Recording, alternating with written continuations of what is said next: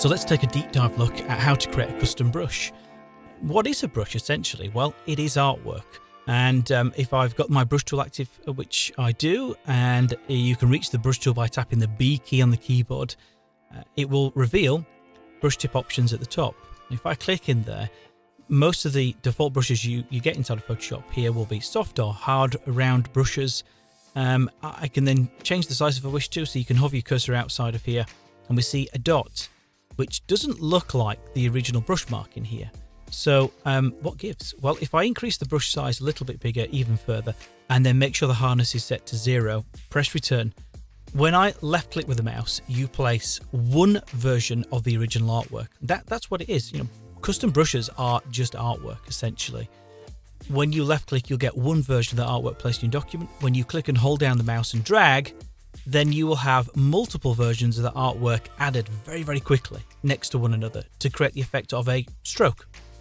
If I go back to the brush tip menu, and if I increase the hardness, keep the brush size the same, press return, and then left click. First of all, the fact that this doesn't have any softening around the edge will make it look bigger. And then if I click and hold down the mouse and drag, you can now see the appearance of the little ridges across the top and the bottom are each of the hard round circles that it will place to create the effect of a brush stroke. So that is all you're dealing with inside of Photoshop. Your brushes are just artwork. So if I just go to the File menu and then choose Revert, because I don't want to paint those marks over my doves in the image in here. It's also worth noting that if you want to capture any artwork in a brush, you only want to keep the thing that you want in the brush visible on screen. So take a look at the two doves here. They would have been, by virtue of them being photographic content, there would have been a photograph behind these doves. The reason for that is that anything that appears inside of your brush artwork will then be carried through and you'll be using as your actual brush tip. So the white background and anything white inside of your brush will become invisible. Anything that's darker in that original artwork will become a solid color. So my original artwork here is in a good place to start off with. You could go to the select menu, you could choose all. And if I do that, you see that we get the marching ants around the outside of the canvas. If I go to the edit menu and choose the option to turn that into a brush preset, then it captures both of them. Notice that it will ignore any of the extra white space around the outside of those, and we are just now kind of working with a very kind of tight area around where those doves are in the document. So this is really a large brush. I wouldn't want to really capture both of those doves in this brush tip. It's not what I want. I want them as separate brushes. So I will click cancel. And then really what I would tend to suggest is go to the select menu. I'll choose deselect and create the definition of your brush artwork with the marquee tool. So in the tools panel, left click on the rectangular marquee tool and make sure that that is set to a new selection. You can feather the edge of the selection if you wish to, but it's not really necessary. I'm going to leave that set to its default of 0. And then I will click and drag across that first dove on the right hand side to create a selection around it. It doesn't have to be perfectly square. It can be any rectangular selection that you need to create around your artwork. And again, then I'll go to the edit menu and choose Define Brush Preset.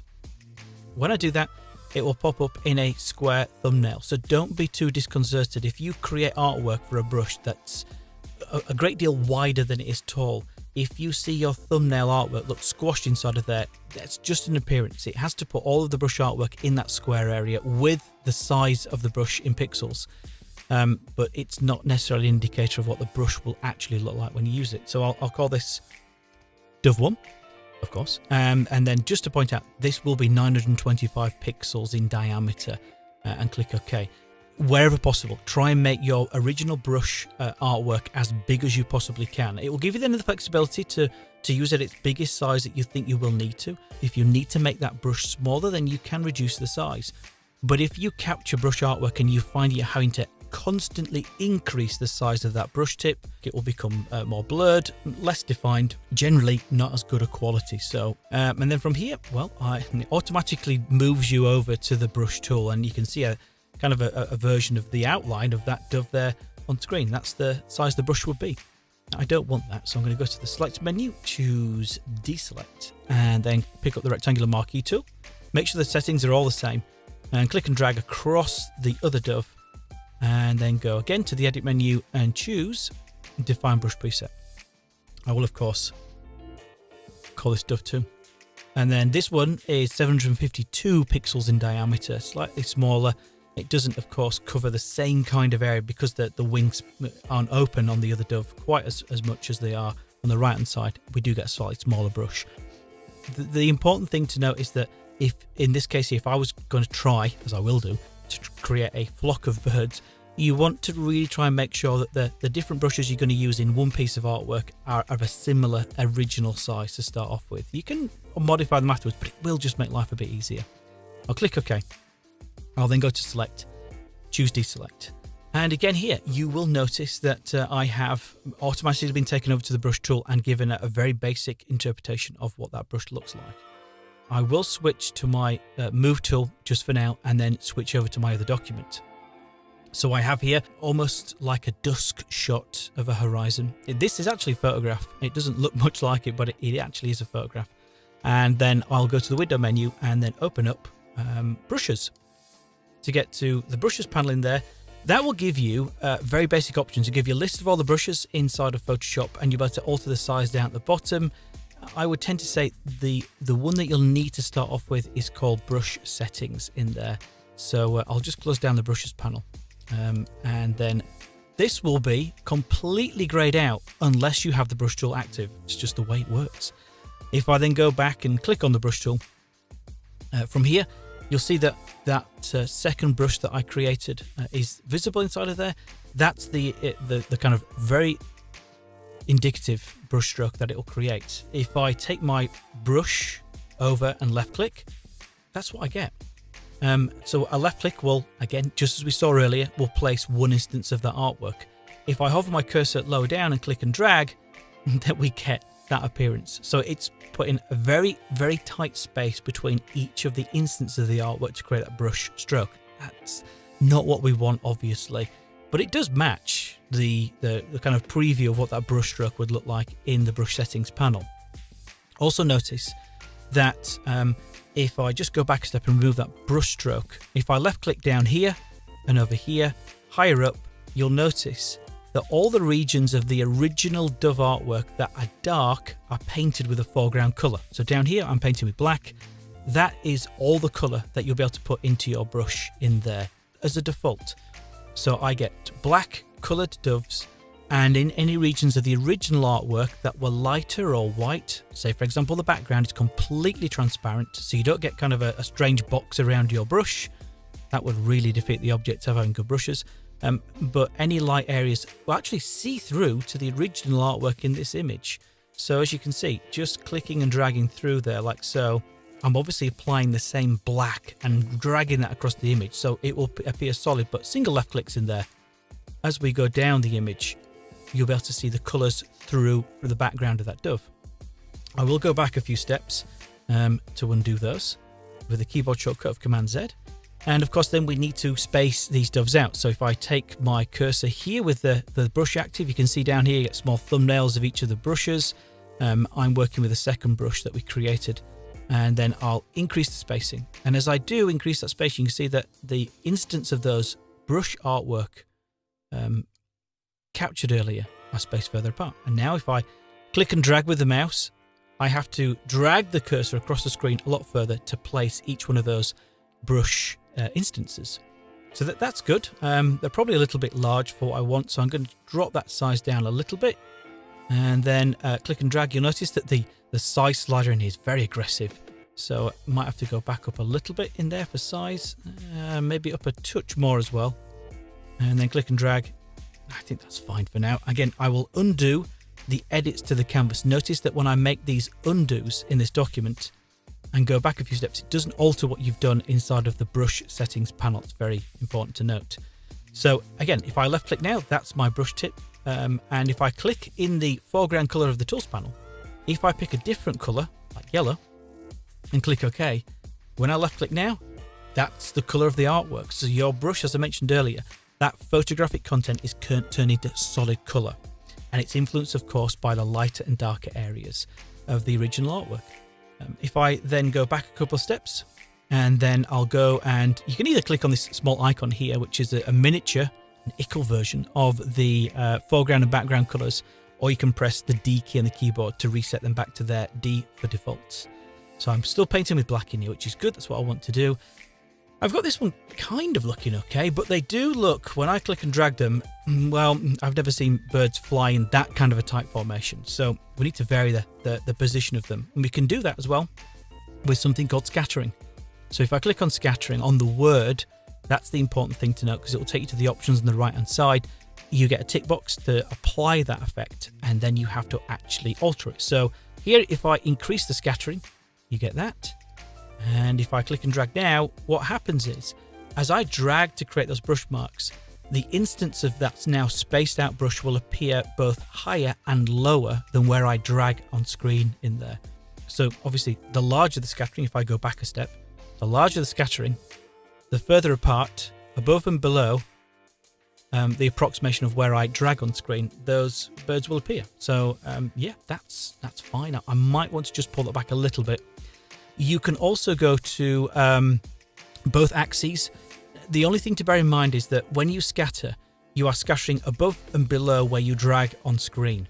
If you turn on the checkbox for both axes, it will affect the left to right spacing of your birds. So we have spaced this out in the kind of the basic brush tip options down here with spacing. If in scattering you turn on both axes, that will affect not only how they appear up and down in the document canvas, but also left to right. So I am actually going to leave that off for now. I don't want the both axes turned on. I'm quite happy with the left to right spacing of these birds. And then we've got under here as well, we've got shape dynamics. So in some sense it's a little bit confusing, but shape dynamics, one of the basic options in there is to alter the size. So it will randomly affect the size of your doves. So if I now go back a step in the document and click and drag, we get different sizes now for those doves. And obviously the bigger, if I go back a step again, just to undo that, the bigger the size jitter, as it's called, the variation in the size of each one of those instances, the greater the difference will be in the largest to the smallest size of each of those brush instances that you put in your document. So you can get that kind of appearance, which is, it's quite neat. With that then done, I'm fairly happy with that. I could go back to the brush tip menu in there. Obviously, I've painted in my background layer, which is obviously something you want to try and avoid. So I'll go back a step, go to my layers panel, go down to the bottom, and then click on create a new layer. I will name this doves, naturally. That will be completely empty layer. And from here then, I'm going to go back to the brush tip menu, and just here, notice now that I have altered the settings of that brush. I do want to capture that as a new preset. So if we go back to that brush at some point in the future, the chances are it will forget everything that we've done inside of here. So you can now capture that as a new brush preset. And if I call that Dove 2 Scattered, kind of tells me that this is the brush that I want to work with going forward. And now, do I want to capture the brush size in the preset? Yes, I do. Do I want to include the color? Well, yeah, I'm pretty much for the most part going to choose to paint black with this. So I will choose the color. That's the foreground color in the tools panel. And then I'll click OK. And then you'll notice that that new brush preset will probably land in here. There we go. It's actually just right next to the previous one in there. So notice the size has changed, 433 in diameter for that. So at this point now, I'm going to go back and click on the original brush that we made in here. So this was the first one.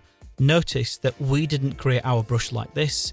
This has remembered all the settings that we've got inside of this panel. So for the previous brush, we altered that, but it's remembered those settings. I would tend to say, if it's going to be very similar, great. You can keep them very similar. You could just tweak some of these options inside of here. If you want to remove all of the scattering options for a new brush, then you can simply go up to the panel flight menu and you can choose clear brush controls. And it goes back to what the kind of default brush appearance is. So as we now know in here, I'm going to go to the spacing, increase the spacing out in here, space them out quite far. And then for the size, we do need to come down a little bit in size in here. So if I hover my cursor over here, well, maybe a little bit bigger. That's the nice thing. You can just hover over, you can see the size of the brush on screen. Left click, that's fine. I'll go back a step. So about 414 pixels is good.